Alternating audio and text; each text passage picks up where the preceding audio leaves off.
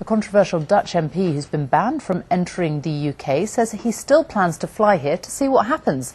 Geert Wilders has made a film in which he links the Koran to terrorism.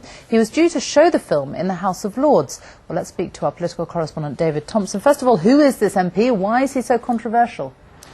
Geert Wilders is a far-right Dutch MP who's really being prosecuted in his own country for what they call hate speak. And that's because he's produced this film, Fitna, which splices verses of the Koran with images of 9/11, pictures of the terrorist attacks on London and Madrid, and scenes of a hostage being beheaded. Now, despite that, he's been invited to this country by a UKIP peer, Lord Pearson of Rannoch, because what Lord Pearson says is that you may find Mr Wilders' views repugnant, but in a democracy, he does have a right to be heard.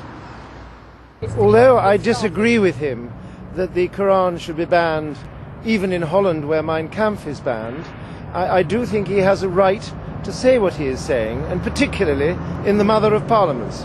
So we're coming at this from the angle of free speech. This man must be allowed to say what he wants, and he must answer questions on it, and then everyone can make up their minds. So he's been banned from coming to the UK, but it seems he is still going to try and make the journey. Well, there was a suggestion that he'd actually be stopped from getting on the plane in Amsterdam, but I spoke to one of his associates about 40 minutes or so ago, and he said that Mr Wilders had been given a boarding card, had gone over to airside, so the assumption is that he will try to get in.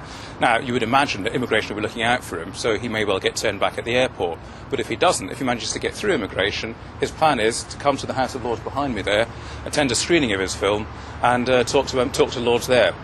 David Thompson, thank you very much.